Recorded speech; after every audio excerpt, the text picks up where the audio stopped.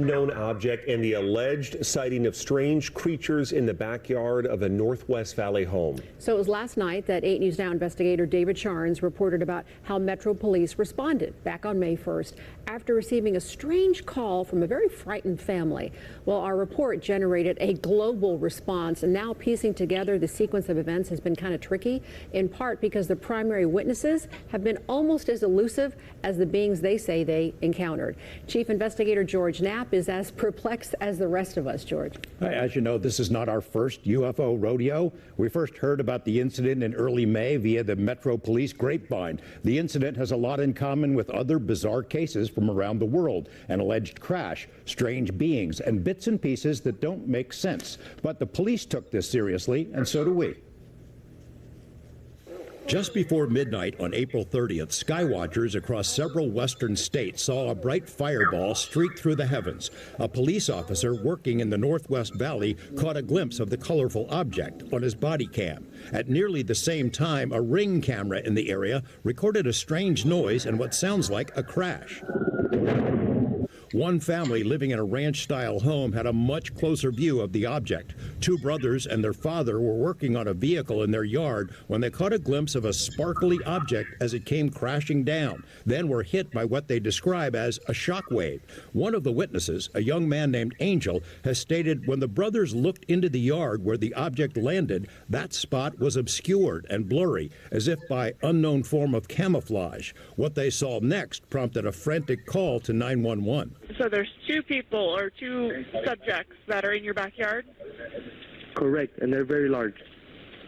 They're like 8 foot, 9 feet, 10 foot. I don't know. They look like aliens to us. Big eyes. They have big eyes, like I can't explain it, and big mouth. They're shiny eyes, and they're not human. They're 100% they're not human. 8 News Now investigators have spoken with family members multiple times in the past 4 weeks, but each of the 3 times we accepted their invitation to do an interview, they didn't answer the door or their phone. These are some of the claims they've made in other public forums. Multiple family members backed up the story in an initial police report we obtained. Angel says they heard the patter of multiple feet in the yard.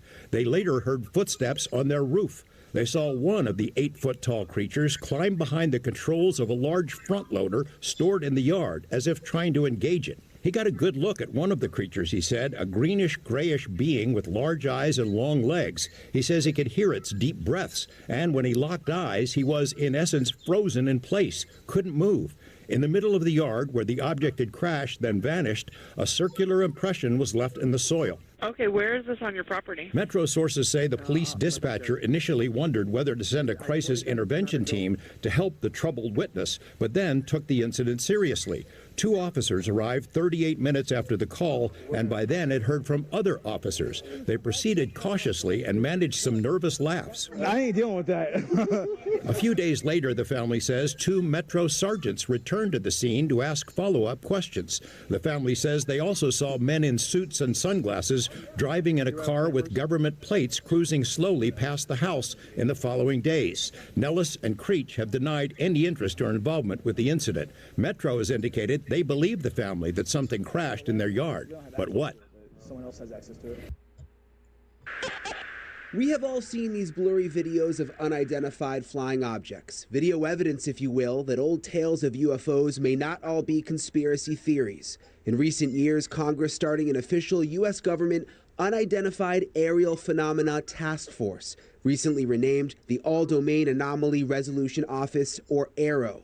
And now in a News Nation exclusive, David Grush, an Air Force veteran, former member of that task force, and veteran of the National Geospatial Intelligence Agency, is formally blowing the whistle on secrets he says no one has ever shared publicly before.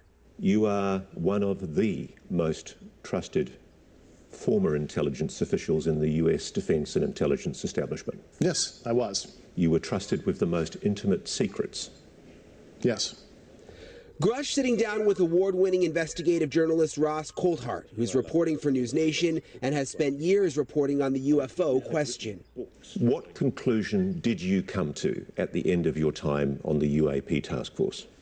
The UAP task force was refused access to a broad crash retrieval program.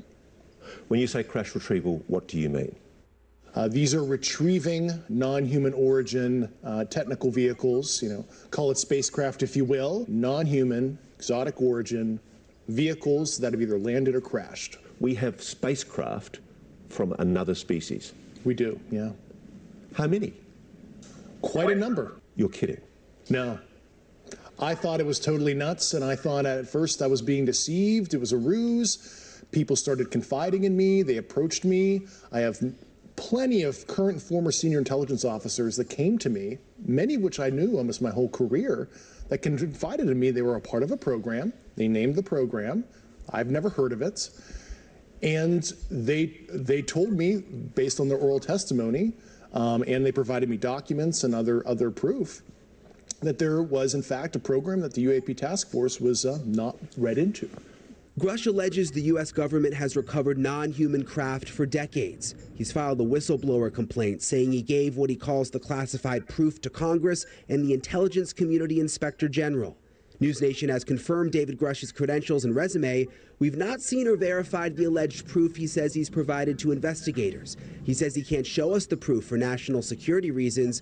He also tells us he's not seen photos of the alleged craft himself, but has talked extensively with other intelligence officials who have. If you're right, if you're telling us the truth, everyone, the entire American public, has been lied to for decades. Yeah, there's a sophisticated disinformation campaign targeting the U.S. populace, which is extremely unethical and immoral. You are saying to the human race, for the first time, an official intelligence representative at a high level from the US government is saying publicly, we are not alone.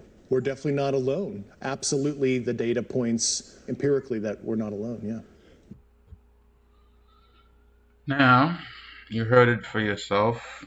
This is the story. Is it true? Is it not true? These are the only two questions that really matter. If it is true, then is it really what they say it is? Is it really aliens from beyond the cosmos? If they're not really aliens from beyond the cosmos, then what are they really? Demons? Who knows? Quite possibly. Now, if it's not true, and the public is being lied to, then to what end? Because this is not the first time that people have seen these glowing lights in the skies moving at incredible speeds that cannot be explained. So what is really going on? All you have to do is the very basic research. It has been seen many places. A few months back, I think I covered it in Wisconsin or somewhere like that. Right? The same glowing lights, these orbs moving at incredible speeds, doing all kind of things that a plane with a pilot with our technology would not be able to do. So, again, if it is true, is it really aliens or is it something else? How much do they really know? These are questions that you should ask yourself because this is big news. And he's not the first person, make no mistake. He is just one of several that have come forward. This one is making news, it's making its rounds, it has a lot of views, so let's see what happens. But this is something to pay attention to. Until next time, keep your eyes open. I'm out. Peace.